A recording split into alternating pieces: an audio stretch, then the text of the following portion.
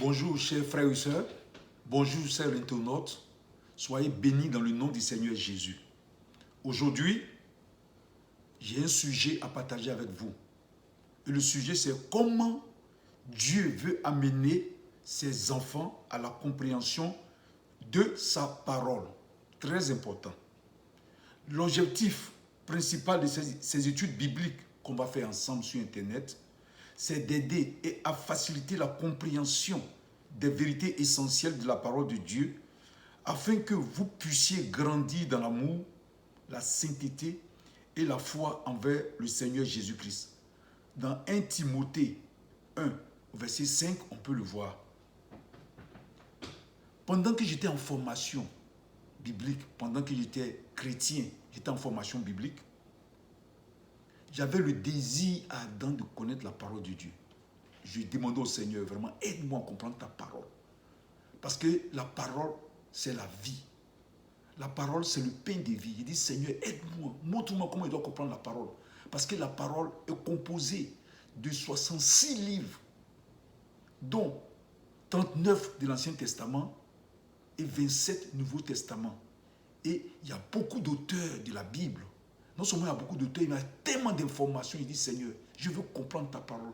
Je veux posséder cette parole. Et pendant que j'avais le désir de connaître cette parole, je me suis mis à prier, à jeûner. Et lorsque je me suis mis à prier, à jeûner, je lisais aussi la parole de Dieu. Et lorsque je lisais la parole de Dieu, je me mettais à prier, à jeûner. Un jour, dans mon songe, Dieu m'a donné une vision nocturne. J'avais tellement le désir de connaître la parole de Dieu que je me mettais à prier, à jeûner. Et dans ma vision nocturne, dans mon songe, le Seigneur est venu. C'est comme s'il a ouvert ma tête. Et il a pris la Bible, il l'a déposée là-dedans. Il a fermé. Et je voyais que la Bible, je voyais que c'est comme un vent soufflait. Et c'était le vent du Saint-Esprit. Et je voyais les feuilles de la Bible défiler dans ma tête. Et je me suis réveillé. Quand je me suis réveillé, j'étais très, très, très heureux. Parce que je venais de comprendre que Dieu venait de poser un acte essentiel dans ma vie. Mais j'ai dit au Seigneur, c'est vrai que tu as mis la parole, mais comment est-ce que je dois faire pour que cette parole demeure en moi? Le Seigneur m'a dit, il dit, mon fils, je vais te dire une chose. Il faut lire ma parole de bout en bout, c'est-à-dire commence par lire le livre de Genèse jusqu'à de bout en bout, de manière chronologique, jusqu'à Apocalypse. Lis la parole de Genèse jusqu'à Apocalypse. Et c'est ce que je faisais. J'ai lu la première fois Genèse jusqu'à Apocalypse une première fois. J'ai vu qu'il y avait trop d'informations, j'avais une compréhension un peu vague. La deuxième fois encore, j'ai fait cette lecture de Genèse à Apocalypse. La troisième fois, de Genèse jusqu'à Apocalypse, en suivant l'ordre chronologique de ce qui est inscrit dans la Bible. La quatrième fois, je l'ai fait. La cinquième fois, à la sixième fois, j'ai commencé à avoir une idée nette, une idée claire de la compréhension de la parole de Dieu. Et tout ce que le Seigneur avait mis en moi aussi commençait à se mettre maintenant en marche. Et je commençais à faire les liaisons, à comprendre les choses. Et la septième fois, c'est devenu de manière plus claire. Et maintenant, à l'église, le Seigneur m'a dit, tu vas enseigner le peuple de Dieu à l'église, au ministère Jésus-Christ Canada. Enseigne-les la parole. Il faut qu'ils soient assis dans la parole. Il faut qu'ils comprennent cette parole-là. Donc, le Seigneur m'a dit, mais avant de les enseigner, voici ce que tu dois faire.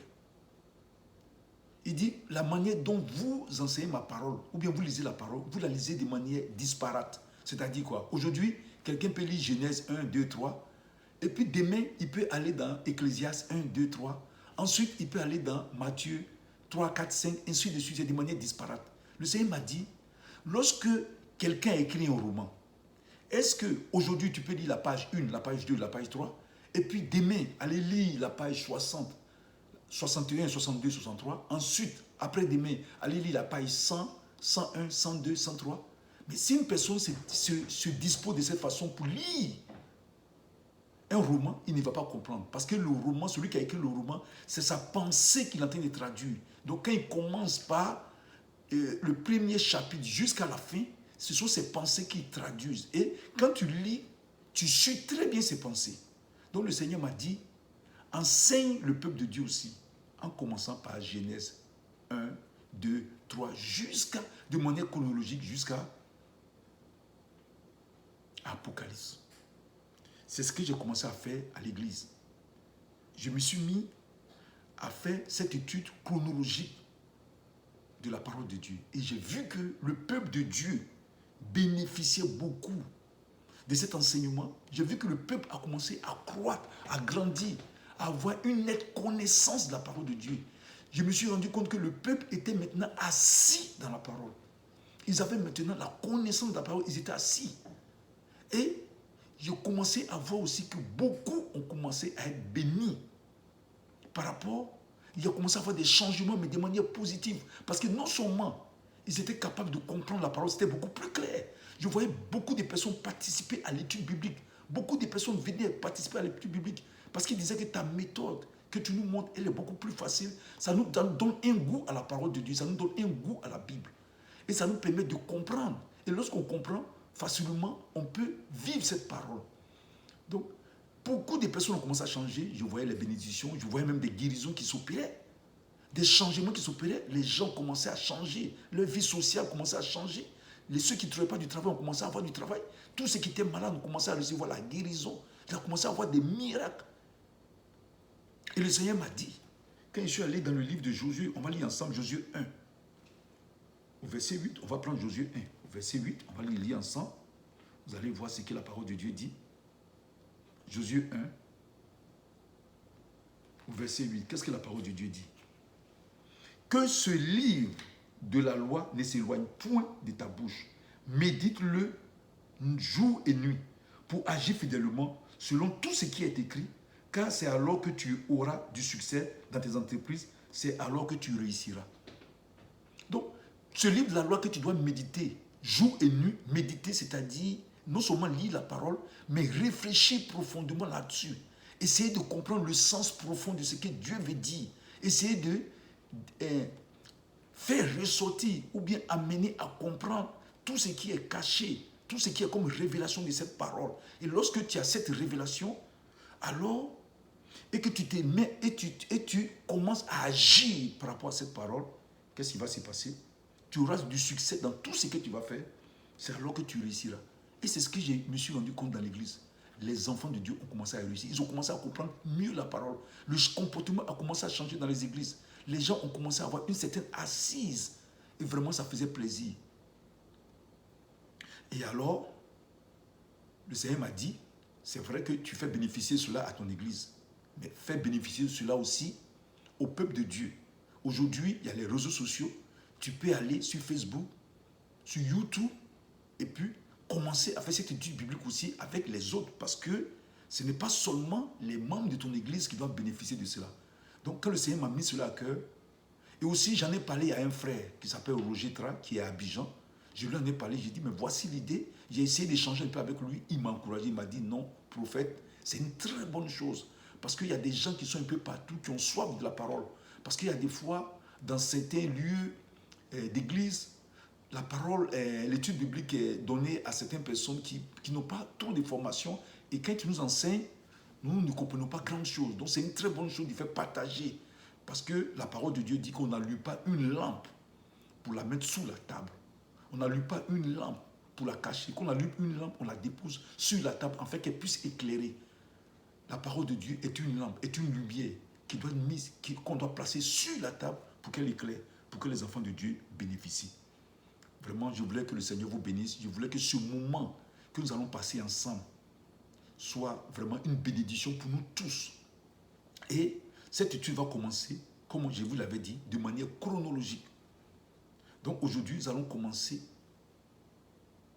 par le livre de Genèse. Sachez que aujourd'hui, je ne vais pas trop rentrer dans la structure de la Bible, mais je vais rentrer plutôt dans le fond, dans la parole qui s'est faite. Mais comme je vous avais dit tout à l'heure, la Bible elle-même, elle est composée de 66 livres, dont plusieurs auteurs. Il y a des rois qui ont écrit, jusqu'à des simples personnes comme des pêcheurs aussi qui ont écrit. Quand il dit pêcheurs, les gens qui avaient pour métier la pêche. Donc, des rois jusqu'à des pêcheurs. Donc, il y a eu divers auteurs de la parole de Dieu. Et cette parole est composée de 66 livres. Et il y a l'Ancien Testament et il y a le Nouveau Testament. Dans l'Ancien Testament, il y a 39 livres. Et dans le Nouveau Testament, il y a 27 livres. L'Ancien Testament a été écrit en grande partie en hébreu et en araméen. Mais le Nouveau Testament a été écrit uniquement en grec. Aujourd'hui, nous allons parler des Genèse. Le livre de Genèse, qui fait partie des livres qu'on appelle le Pentateuque, c'est-à-dire le livre de la loi que Moïse a écrit. Donc, il y a le livre de Genèse, il y a le livre d'Exode, le livre de Lévitique, Nombre et ensuite Deutéronome. Donc, le livre de Genèse a été écrit par Moïse. Nous allons parler aujourd'hui, de manière chronologique, nous allons commencer l'enseignement. Cette étude méthodologique, nous allons commencer par Genèse 1, Genèse 2, Genèse 3. Et cette étude va se faire tous les mercredis. Donc je voulais demander à tous les internautes qui vont écouter ces enseignements, si vraiment ils sont touchés par ces enseignements, je leur demanderai de partager et de suivre de manière chronologique. Vous allez voir, je vous demande d'être patient. Vous allez voir comment vous allez être touchés par cette parole, comment Dieu va vous toucher, comment vous serez vraiment très heureux d'entendre la parole de Dieu et comment cette parole va transformer votre vie. Alléluia. Que le Seigneur vous bénisse. Donc nous allons commencer par le livre de Genèse. Quand on prend le livre de Genèse, en commençant par Genèse 1. Genèse 1, à partir du verset 1, la Bible dit: au commencement, Dieu créa les cieux et la terre. La terre était informe et vide. Il y avait des ténèbres à la surface de l'abîme et l'Esprit de Dieu se mouvait au-dessus des eaux. Donc au commencement, Dieu créa les cieux et la terre. Quand je commençais à lire cette partie, j'ai dit Dieu créa les cieux et la terre. C'est-à-dire que Dieu a créé les cieux. On dit en français le ciel et au pluriel c'est les cieux. Donc on dit Dieu créa les cieux, ça veut dire qu'il y a plusieurs cieux. Plusieurs cieux. Mais plusieurs cieux, il y en a combien au total? Lorsque nous allons dans le livre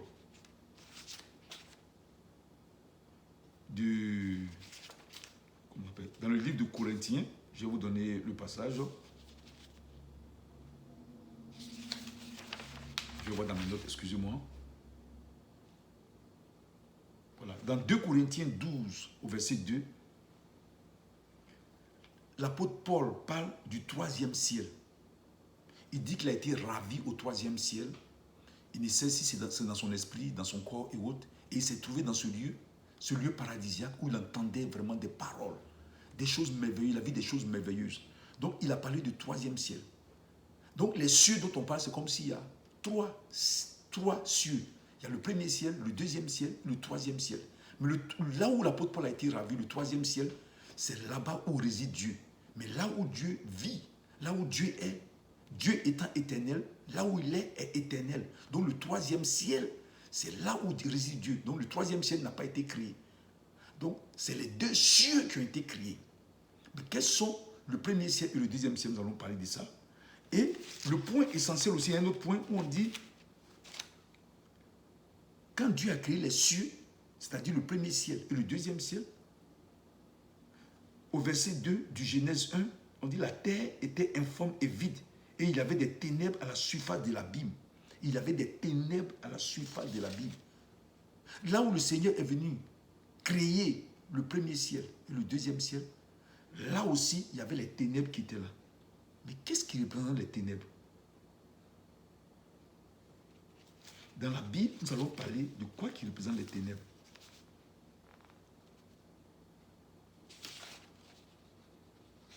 Les ténèbres ici sont représentées par le diable. Les ténèbres, c'est l'œuvre de l'ennemi, c'est l'œuvre du diable.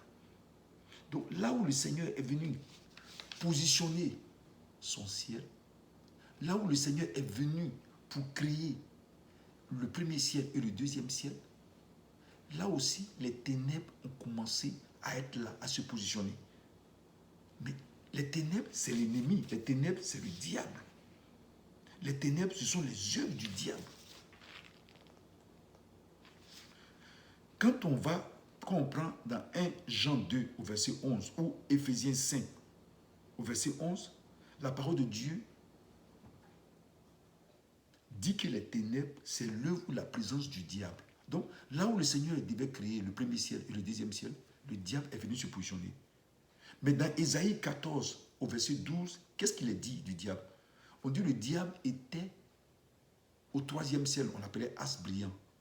Et là-bas, il avait monté un coup d'état. Et Dieu l'a fait chuter du troisième ciel. Et dans sa chute, il est descendu, il est sorti du troisième ciel. Et dans sa chute, il est venu se positionner là où Dieu devait créer le premier ciel et le deuxième ciel. Mais il est venu se positionner là. Pourquoi? Parce qu'il savait que Dieu allait créer l'homme. Dieu allait mettre une existence là. Et il est venu pour faire ses œuvres. Parce que lui, il est venu pour détruire. Il est venu pour tenter. Il est venu pour anéantir. Donc, n'oubliez pas que, premièrement, le diable d'abord était dans le troisième ciel, avec ses anges.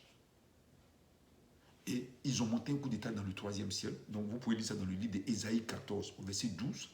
Et là-bas, dans le troisième ciel, quand ils ont monté le coup d'état, le Seigneur les a fait chuter. C'est-à-dire un tiers des anges qui a suivi Satan, qui a suivi As brillant, et ils sont descendus, sortis du troisième ciel. Et en venant, ils sont devenus des démons.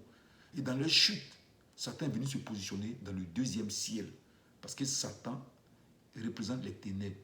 Il est venu se positionner dans le premier ciel et le deuxième ciel, là où Dieu devait faire sa création.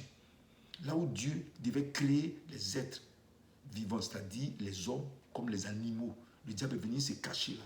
Il est venu se positionner là. Il est venu se positionner pour venir tenter l'homme, pour venir faire tomber l'homme. Mais nous allons le voir dans l'étude chronologique. Donc, quand on regarde dans la création, on voit que le premier jour, dans le livre de Genèse, le premier jour, Dieu a créé la lumière. Donc, dans Genèse 1 à 3, on peut le lire. Dans Genèse 1, c'est-à-dire Genèse chapitre 1, verset 3, qu'est-ce que la Bible dit? Dieu dit que la lumière soit. Et la lumière fut. Dieu vit que la lumière était bonne et Dieu sépara la lumière d'avec les ténèbres. Dieu appela la lumière jour et il appela les ténèbres nuit. Ainsi il y eut un soir et il y eut un matin. Ce fut le premier jour. Dieu est la lumière. Donc le Seigneur est venu séparer les ténèbres d'avec la lumière. Il a créé la lumière. Le deuxième jour, le Seigneur a créé les étendues. Donc on peut voir ça dans Genèse 1. C'est-à-dire Genèse chapitre 1 du verset 6 au verset 8. Et je le lis. Dieu dit qu'il y ait une étendue entre les eaux, qu'elle sépare les eaux d'avec les eaux. Et Dieu fit l'étendue, il sépara les eaux qui sont au-dessous de l'étendue d'avec les eaux qui sont au-dessus de l'étendue. Et cela fut ainsi. Dieu appela l'étendue ciel. Ainsi, il y eut un soir et il y eut un matin. Ce fut le second jour. Donc le deuxième jour, Dieu a séparé les eaux. Il a placé des eaux au-dessus, il a placé des eaux en dessous. Et cette étendue-là a été appelée ciel. Donc, n'oubliez pas, l'eau était placée au-dessus. Et après, quand j'ai fait des recherches, il a été dit que avant le déluge, il y avait des eaux, les eaux qui étaient placées au-dessus du ciel. C'était ces eaux-là qui constituaient comme un blocage pour les rayons ultraviolets du soleil et ça empêchait les rayons ultraviolets du soleil de se répandre fortement sur la terre. Et les gens qui vivaient en ce temps vivaient longtemps. Parce que remarquez que la vie de l'homme, comme les scientifiques l'ont dit, la vie de l'homme est réduite à cause de la forte intensité des rayons ultraviolets du soleil.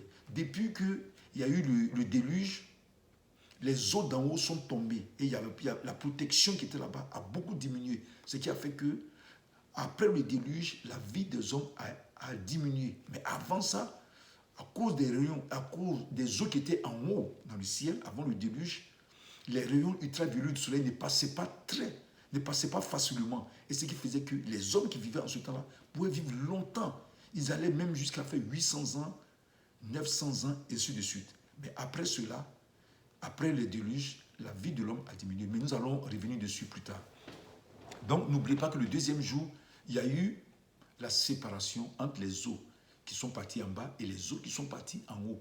Et cette étendue qu'on appelait ciel.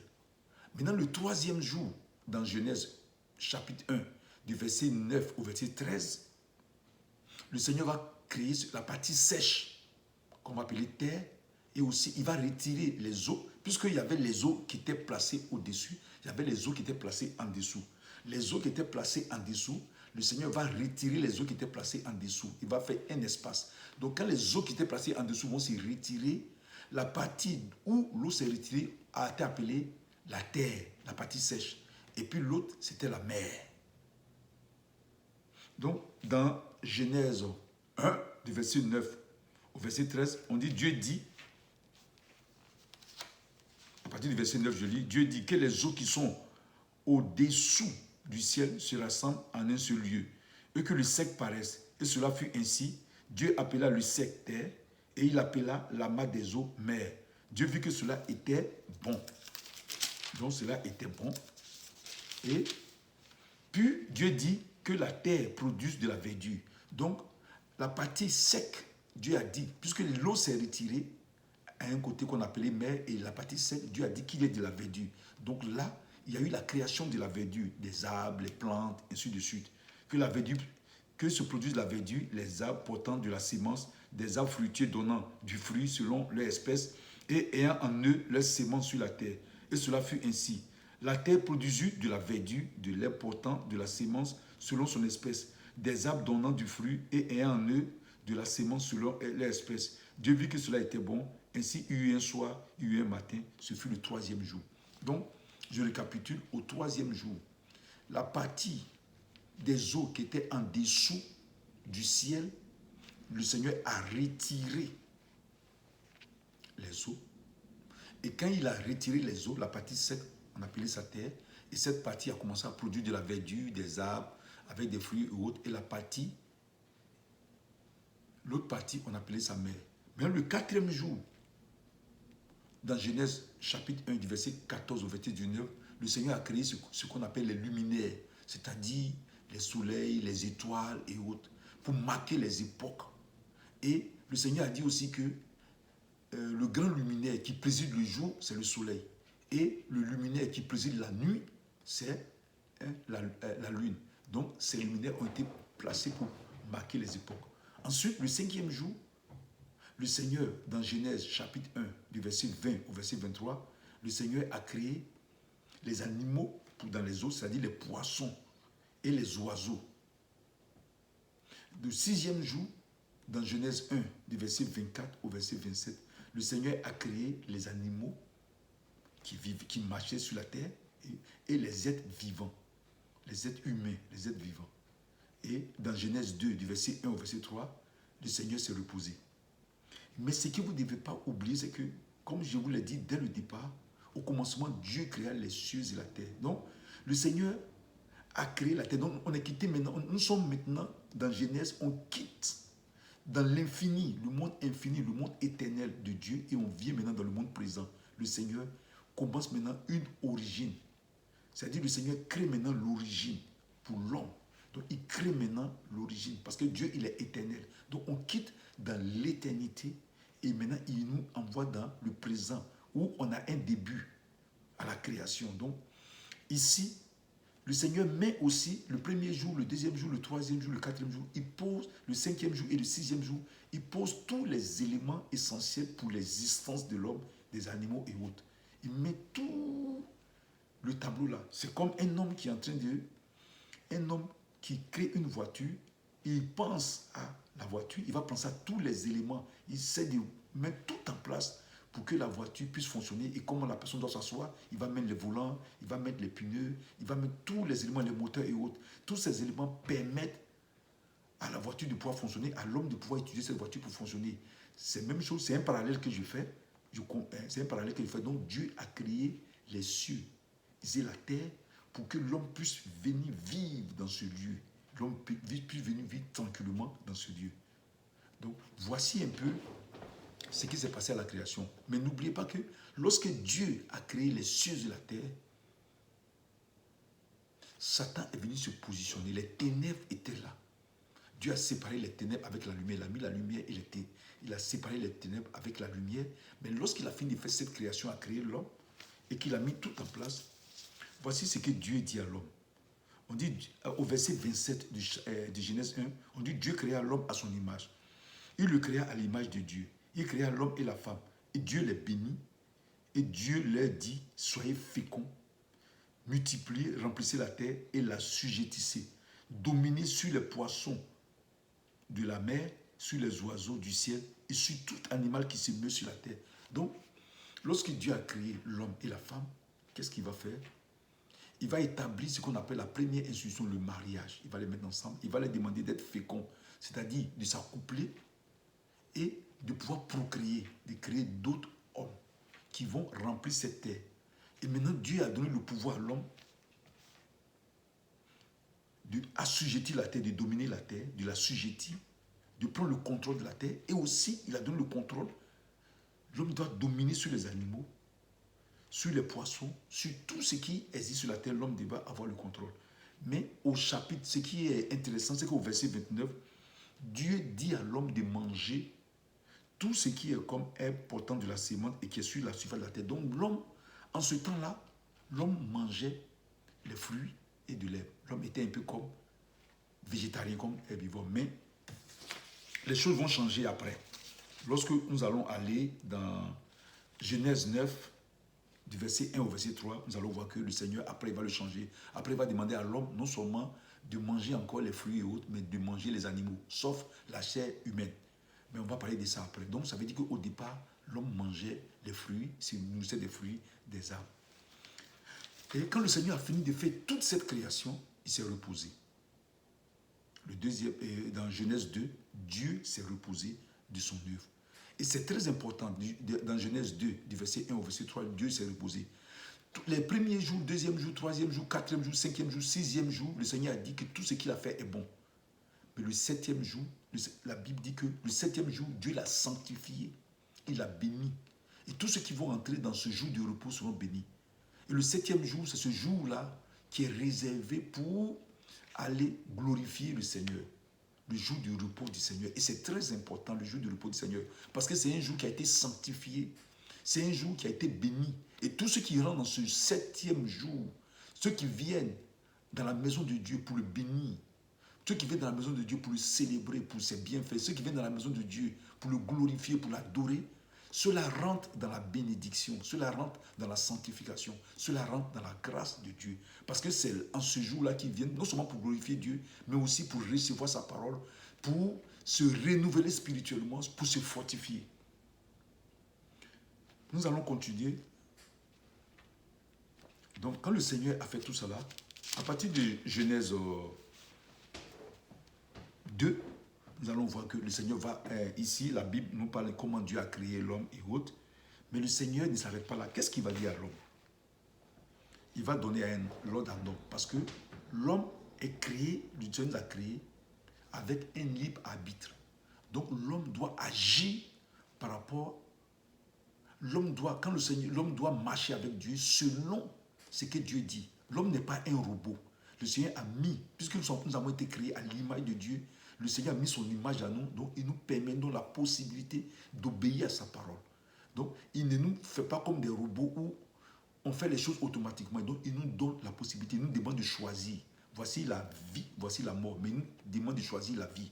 Donc qu'est-ce qu'il va faire? Comme il a créé l'homme à son image, il lui donne la capacité de choisir, d'obéir à l'homme. Le Seigneur veut que l'homme lui obéisse de manière volontaire, de manière prompte. Donc qu'est-ce qu'il va dire à l'homme? Donc quand on prend... Mais il y a un passage que je voulais vous faire comprendre, qui est très important. Dans Genèse 2, à partir du verset 5, au moment où Dieu avait créé la terre, il avait retiré l'eau et autres, les arbres qui étaient dans le champ, dans les arbres qui étaient sur la terre, l'eau ne tombait pas du ciel. L'eau, il y avait une vapeur qui quittait de la terre et qui arrosait. Cette vapeur-là arrosait les arbres qui étaient là. Donc avant, il n'y avait pas de pluie. C'est pourquoi au temps de Noé, quand Noé avait dit que la pluie va tomber du ciel, les gens ont commencé à rire parce que c'est un phénomène qui n'existait pas avant. Avant que le déluge n'arrive, c'est une vapeur qui sortait de la terre et qui arrosait les arbres, qui arrosait les plantes et qui fertilisait la terre. Donc vous pouvez voir cela dans Genèse 2, du verset 5 jusqu'au verset 6. Donc cette vapeur arrosait la terre. Donc les gens étaient habitués à ça. C'est comme aujourd'hui, quand on dit que Jésus va revenir et qu'il va descendre, il va venir du ciel, les gens rient. Parce qu'ils n'ont jamais vu quelqu'un descendre du ciel. Voilà. Donc c'est ce qui va se passer aussi. Les gens seront surpris. Parce qu'au temps de Noé, quand il disait aux gens, la pluie va tomber du ciel, les gens se sont dit, mais qu'est-ce que tu racontes? Tu es fou. C'est pas possible. Depuis que nous sommes là, on n'a jamais vu l'eau qui est quittée au ciel pour descendre. On a toujours vu l'eau qui sort de la terre, qui fertilise la terre, mais ce n'est jamais arrivé du ciel. Donc c'est cet élément que je voulais vous faire comprendre. Mais à partir dans Genèse 2, au verset 8, la Bible dit que Dieu planta un jardin en Éden, du côté de l'Orient, et il mit l'homme qu'il avait formé. Donc Dieu a fait pousser des arbres de toute espèce agréable et bon à voir, à manger, l'arbre de la vie au milieu du jardin et l'arbre de la connaissance du bien et du mal. Donc, le Seigneur a fait pousser du sol des arbres dans le jardin d'Éden, du côté de l'Orient. Et il a demandé à l'homme de cultiver ce jardin, de prendre soin de ce jardin.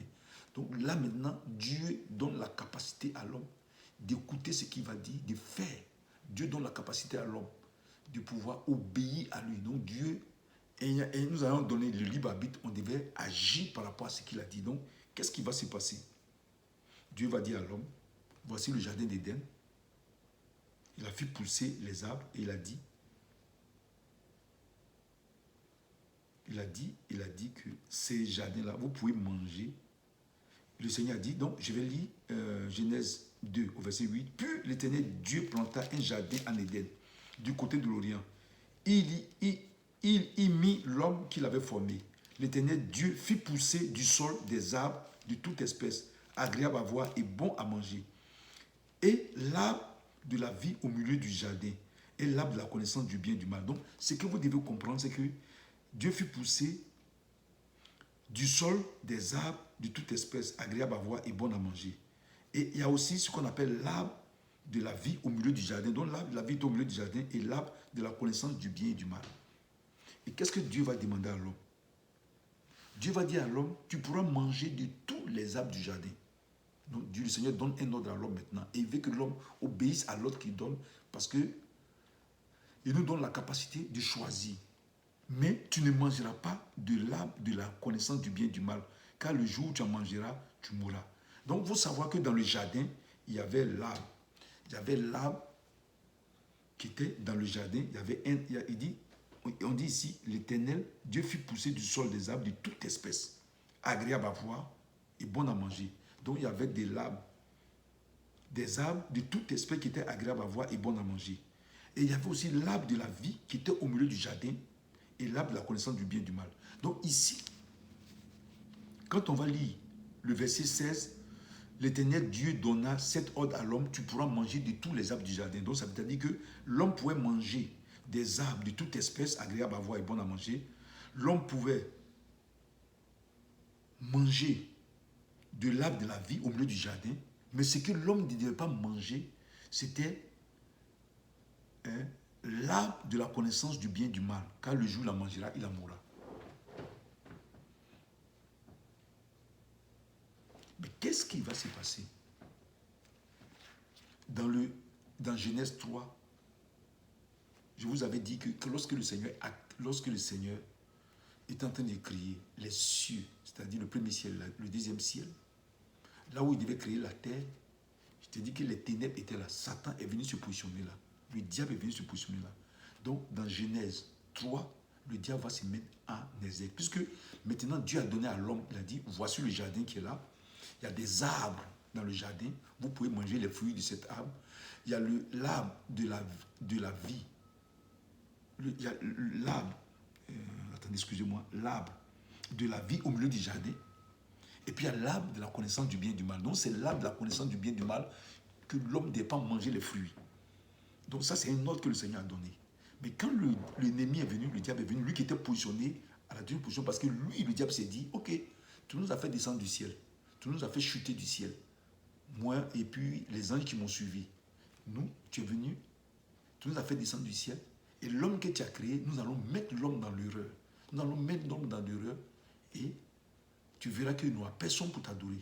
Mais Dieu aussi a créé l'homme pour faire comprendre à l'ennemi, au diable, qu'il va créer l'homme, il va prendre la poussière de la terre, il va mettre son souffle là-dedans, il va créer l'homme, et l'homme sera capable de lui obéir. Et c'est comme un défi qui a été là, c'est comme un défi que le diable a lancé à Dieu. Dieu a dit, je vais créer l'homme, je vais mettre l'homme là, je vais lui donner l'ordre, et tu verras que l'homme sera capable de marcher par rapport à ce qu'il dit. Je vais prendre la poussière, je vais mettre mon souffle là-dedans, dans la poussière, et cette poussière, cette combinaison qui va naître, qu'on va appeler l'homme, sera capable d'obéir à ma parole. Le diable dit non. Moi, je vais me positionner et je vais les mettre en erreur. Et tu verras que personne ne pourra t'adorer, personne ne pourra obéir à ta parole. Donc, quand le Seigneur a donné l'ordre à l'homme, dans le jardin, le serpent, il va venir. Donc, à partir du Genèse 3, qu'est-ce qui va se passer? Le serpent, étant le plus résidu de tous les animaux des champs que l'Éternel avait fait, il dit à la femme, Dieu a-t-il réellement dit, vous ne mangerez pas de l'arbre du jardin? Il pose une question à la femme pour essayer de la tromper, pour essayer de la troubler. Mais la femme répondit, pour essayer aussi de la cerner, pour voir si elle maîtrisait, elle connaissait vraiment la parole, elle connaissait vraiment l'ordre de Dieu. La femme répondit, nous mangeons du fruit des arbres du jardin. Mais quant au fruit de l'arbre qui est au milieu du jardin, Dieu a dit, vous n'en mangerez point et vous ne toucherez point, de peur que vous mourrez. Le diable s'est rendu compte que la femme n'avait pas bien, elle n'avait pas une bonne assise de la parole. Parce que ce n'est pas l'arbre qui est au milieu du jardin que Dieu a défendu de ne pas manger les fruits. C'est l'arbre de la connaissance du bien et du mal. Parce que l'arbre les fruits de l'arbre qui étaient au milieu du jardin, c'était l'arbre de la vie. Alors que l'arbre de la connaissance du bien et du mal, c'est de ça que Dieu dit de ne pas manger les fruits. Mais la femme, en répondant, elle a fait comprendre au diable qu'elle ne connaissait pas bien la parole. Elle a dit, mais Dieu nous a dit, donc je prends Genèse 3, Genèse chapitre 3, verset 3, mais quand au fruit de l'arbre qui est au milieu du jardin, Dieu a dit, vous n'en mangerez point et vous ne toucherez point, de peur que vous ne mourrez. Donc le diable s'est rendu compte que la femme ne connaissait pas très bien la parole. Il a fait ça aussi, il est venu faire ça avec Ève, mais il a fait ça aussi avec Jésus. Quand Jésus est parti, quand on l'a baptisé et que le Saint-Esprit est descendu sur lui, qu'il a été revêtu, rempli de l'Esprit, il est parti dans le désert pour jeûner. Mais pendant son temps de jeûne, le diable l'a trouvé pour le tenter, pour le mettre dans la même erreur. Il est venu et prend la parole et puis il essaie de la détourner un peu. Il dit à Dieu, il dit au Seigneur Jésus, tu peux sauter là où tu es. Si tu sautes, le Seigneur a dit qu'il va envoyer ses anges pour te secourir. Mais le Seigneur, lui, comme il était la parole, il connaissait la parole, il a dit non, qu'on ne doit pas tenter Dieu. Le diable lui a dit aussi que du Seigneur, tu dois prendre les cailloux là pour les transformer en pain pour manger. Le Seigneur a dit non, l'homme ne doit pas seulement se nourrir de pain, mais doit se nourrir de toute parole qui sort de la bouche de Dieu. Donc le diable l'a envoyé même pour dire au Seigneur, voici, il lui a montré les trésors de la terre, la richesse, et il a dit que s'il adorait, lui le diable, il allait donner toutes les richesses. Et le Seigneur a répondu pour dire qu'on doit adorer Dieu seul. Donc il s'est rendu compte que Jésus est la parole, Jésus connaissant la parole, donc il ne pouvait pas, donc il a échoué là, il s'est retiré. Mais par contre, pour Adam et Ève, il s'est rendu compte que Ève ne connaissait pas bien la parole. Parce que l'ordre que le Seigneur a donné, ce n'est pas ça. Le Seigneur a dit, vous n'allez pas manger de l'arbre, de la connaissance du bien et du mal. Parce que dans ce jardin-là, il y avait des arbres qui avaient des fruits qu'on pouvait manger. Il y avait de l'arbre de la vie qui était au milieu du jardin. Mais c'est l'arbre de la connaissance du bien et du mal qu'on ne devait pas manger. Mais elle, en répondant au diable, elle a dit non, c'est l'arbre qui est au milieu du jardin qu'on ne doit pas manger. Et comme l'ennemi a vu qu'elle ne connaissait pas la parole, il va maintenant venir de manière rusée, de manière séduisante, il va venir pour la tromper. Et qu'est-ce qu'il va faire? Alors le serpent, donc dans Genèse chapitre 3, verset 4, alors le serpent dit à la femme, vous ne mourrez point. Mais Dieu sait que le jour où vous en mangerez, vos yeux s'ouvriront et vous serez comme des dieux connaissant le bien et le mal. Et lorsqu'il a envoyé cette parole, il a commencé à séduire la femme. Et qu'est-ce qu'elle va faire? Au verset 6, la femme vit que l'arbre était bon à manger et agréable à la vue et qu'il était précieux pour ouvrir l'intelligence. Elle prit de son fruit et la mangea. Donc, puisqu'elle ne connaissait pas bien la parole, elle n'avait pas la parole en elle, elle s'est trompée, le diable l'a trompée, elle est partie prendre l'arbre de la connaissance du bien et du mal, elle a mangé.